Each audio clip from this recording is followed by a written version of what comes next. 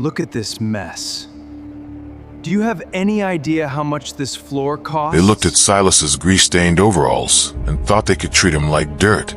But today, the arrogant corporate manager, Carter, went too far. He grabbed Silas by the collar and threw his cleaning bucket across the marble lobby, shattering it into pieces. Carter laughed, thinking he had just humiliated nobody, but his laughter died instantly. The glass door slid open, and Richard Lawson, the multi-billionaire CEO of the entire global empire, walked in. He didn't look at the manager. Instead, the most powerful man in the city walked straight toward the mute janitor, dropped to his knees, and bowed his head all the way to the floor. The entire office froze in absolute terror. Who was this silent cleaner, and why was a billionaire begging him for mercy? Before we dive into the incredible action of this story, please take a moment to subscribe to our channel. Turn on the notification bell so you never miss a video. And please, comment below and let us know where you are watching this video from. We love connecting with our viewers from all around the world. Silas was a man of total silence. Every morning at exactly 5 o'clock, he arrived at the towering glass skyscraper of Lawson Enterprises. He wore the same faded blue uniform. He carried a heavy bucket, a mop, and a ring of rusty keys. Silas did not speak. He could not speak. A deep scar ran across his throat, a silent witness to a past no one in the building cared to ask about. To the high-flying corporate executives, Silas was just part of the furniture. He was a human machine designed to erase their footprints, empty their trash, and stay out of their sight. The office workers were young, ambitious, and ruthless. They wore expensive tailored suits. They carried flashy smartphones. They walked with their heads held high, drunk on their own self-importance. To them, success was measured by the size of a paycheck and the title on a business card. Since Silas had neither, he was nothing. Silas never complained. He went about his work with a calm dignity that baffled the people around him. He swept the polished marble floors until they looked like mirrors. He wiped down the glass windows until they seemed to disappear. When someone dropped a coffee cup or spilled ink, Silas was always there. He would simply nod, kneel, and clean up the mess. The most brutal of his tormentors was a young manager named Carter. Carter was 28 years old, brilliant, and incredibly cruel. He had just been promoted to regional director. The promotion went straight to his head. Carter loved power, and more than that, he loved making others feel small. One rainy Tuesday morning, Carter walked into the lobby. His expensive leather shoes were covered in thick, wet mud. Silas had just finished mopping the floor. The marble was spotless. Carter looked down at the clean floor, then looked at Silas. A twisted smile crept across Carter's face. Without breaking eye contact, Carter deliberately stomped his muddy shoes across the wet floor, leaving dark, ugly tracks all over Silas's hard work. "Oops," Carter sneered, wiping his hands with a paper towel. "Looks like you missed a spot, dummy. Clean it up. That is what we pay you for, isn't it?" The receptionists giggled. A few passing executives chuckled and walked by. Silas did not react. He did not show anger. He did not glare. He simply waited for Carter to walk away. Then he dipped his mop into the soapy water and started over. As the months went on, the bullying grew worse. Carter made it his personal mission to humiliate Silas. It became a sick game for the upper management. They would intentionally throw paper balls past the trash can just to watch Silas bend down and pick them up. They would call him over to their desks using crude hand gestures, treating him like a dog. One afternoon, Carter held a massive meeting in the main conference room. The room was packed with foreign investors and senior partners. Millions of dollars were on the table. Carter was delivering a presentation, trying desperately to impress them. Silas was outside in the hallway, quietly wiping down the glass walls. He noticed a stray wire dangling from a heavy projector unit near the door. It was a major tripping hazard. Wanting to help, Silas tapped gently on the glass and pointed to the wire, trying to warn Carter before someone hurt themselves. Carter turned around, his face flushed bright red with anger. He felt humiliated that a mere janitor was interrupting his high-stakes presentation. Carter marched to the door, yanked it open, and grabbed Silas by the shoulder. "What is wrong with you?" Carter shouted, his voice echoing through the entire floor. "Can't you see important people are talking here? You are a janitor. Your job is to sweep, not to think. Get your hands off the glass and get out of my sight." He pushed Silas backward. Silas lost his balance and fell to the floor. His bucket tipped over, pouring dirty water all over Carter's expensive shoes and the carpet. The room went dead silent. Silas sat on the floor, his old bones aching from the impact. Carter looked down at his ruined shoes and flew into a rage. "Look what you did, you clumsy idiot." Carter screamed. He picked up Silas's plastic clipboard, the one Silas used to log his cleaning hours, and threw it across the room. It shattered against the wall. "If it were up to me, you would be fired today. You are a waste of space." Silas slowly got up. He didn't look at Carter's angry face. Instead, he looked at the foreign investors. Some looked away in shame. Others looked amused. Silas picked up his broken clipboard, gathered his bucket, and limped away toward the service elevator. He didn't shed a single tear. His eyes were calm, but deeply sad. No one knew where Silas went after his shift ended. They assumed he crawled back to some broken-down apartment in the poorest part of the city. But Silas's true life was lived in absolute secret. Beneath the towering skyscraper of Lawson Enterprises lay 3 levels of basement parking. Below that, past the boiler rooms and the heavy concrete pillars, was a tiny, forgotten room. It was Silas's break room. The room contained a simple wooden chair, a small table, and a single light bulb hanging from the ceiling. But on the back wall, hidden behind a heavy metal cabinet, was a thick steel safe. Every night, after the building went dark and the executives went home to their luxury mansions, Silas would lock himself in this tiny room. He would pull back the heavy cabinet, spin the dial on the safe, and open it. Inside the safe lay things that would shock the world. There were stacks of highly confidential legal documents. There were private ledgers containing the true financial records of Lawson Enterprises. And most importantly, there was an old, faded photograph. The photograph showed 2 young men standing in front of a tiny, run-down garage. They were covered in grease, but they were smiling broadly. One of the men was Silas, 20 years younger, looking strong and vibrant. The other man was Richard Lawson, the current multi-billionaire CEO and founder of Lawson Enterprises. 25 years ago, Silas and Richard were best friends. They were partners. They started Lawson Enterprises together from nothing but a dream and a tiny loan. Silas was the brilliant engineer, the quiet genius who designed the technology that made the company famous. Richard was the charismatic salesman who knew how to pitch to investors. They were unstoppable, but success changes people. As the company grew into a global empire, Richard became greedy. He wanted total control. One dark night 20 years ago, a terrible fire broke out in their main research lab. Silas was inside, trying frantically to save their core technology blueprints. The building collapsed. Silas survived, but his throat was badly crushed by falling debris, destroying his vocal cords forever. While Silas lay in a coma in the hospital, fighting for his life, Richard changed the company's legal framework. He falsified documents. He erased Silas's name from the patents. He cut his best friend out of the empire they built together. When Silas woke up, he had lost his voice, his health, and his life's work. Richard offered him a tiny financial settlement, which Silas proudly refused. Richard thought Silas would disappear forever. But Silas did not run away. He knew that one day, Richard's greed would catch up to him. He knew the company was built on a foundation of lies. Silas took a job as a night janitor under a fake last name. For 20 years, he watched. For 20 years, he gathered evidence. He knew every corner of the building. He knew every secret file. He was the ghost in the machine.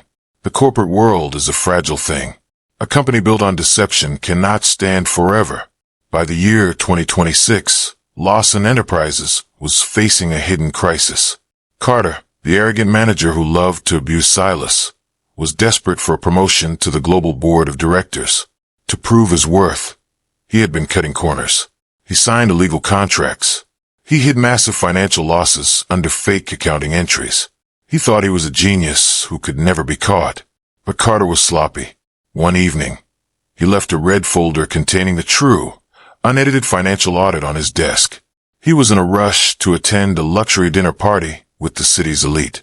Silas walked into Carter's office later that night to empty the trash. He saw the red folder sitting open under the desk light. Silas did not steal it. He didn't need to. He simply took out a small, high-resolution camera from his pocket and photographed every single page. The documents proved that Carter had embezzled over $10 million from the company's pension fund. Even worse, the documents showed that Carter's actions were about to bankrupt the entire regional branch, threatening the lives of thousands of regular workers. Silas went down to his basement room. He printed the photos and combined them with the massive file of evidence he had been gathering for 2 decades. The puzzle was finally complete. Richard Lawson's empire was rotten from the top to the bottom. It was time to pull the trigger. The next morning, an anonymous package was delivered directly to the Federal Fraud Investigation Bureau. Another identical package was sent to the personal email of Richard Lawson himself. The package contained a simple note written on a typewriter. The foundations are crumbling. Look at the basement.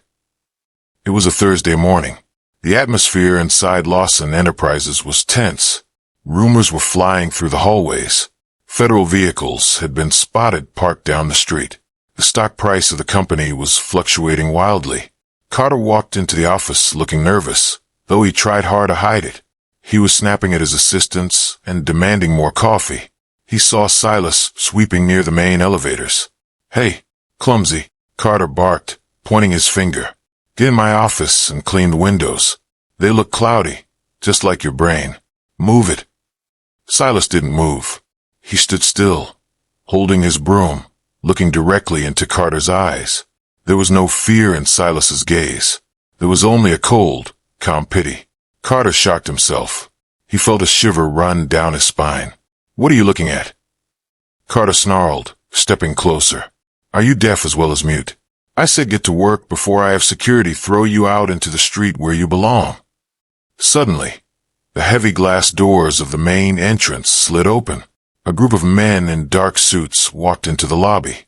In the center of the group was a tall man with silver hair. He wore a bespoke Italian suit that cost more than a worker's annual salary. His face was pale, his eyes wide with absolute panic. It was Richard Lawson, the Billionaire founder, the man who hadn't stepped foot in this regional office in over 5 years. Carter's eyes lit up. He forgot all about Silas. He straightened his tie, plastered a fake smile across his face, and ran toward the CEO. "Mr. Lawson." Carter gasped, bowing slightly. "What an absolute honor. We did not expect you today. Please come to my office. I have the quarterly reports ready for your review. I can assure you, our growth is spectacular." Richard Lawson didn't even look at Carter. He pushed right past him, nearly knocking Carter off balance. Richard's eyes were locked on the far corner of the lobby. Carter ran after him, confused. "Mr. Lawson, is something wrong? Is there a security issue?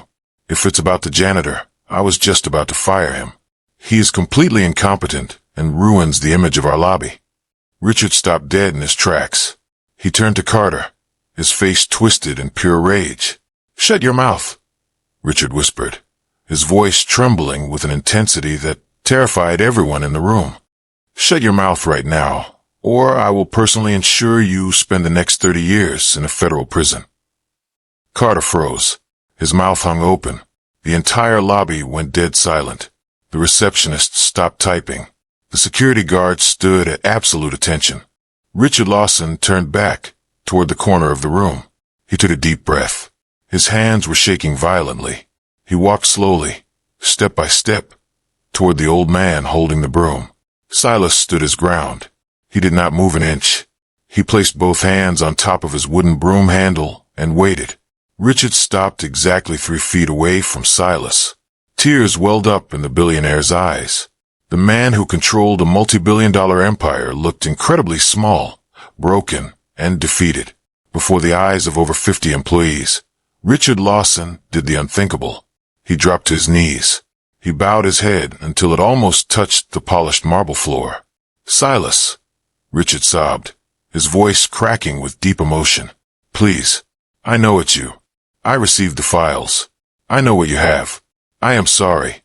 I am so deeply sorry for what I did to you 20 years ago. Please don't destroy everything. Don't destroy me. The office erupted into a collective gasp. People gripped their desks.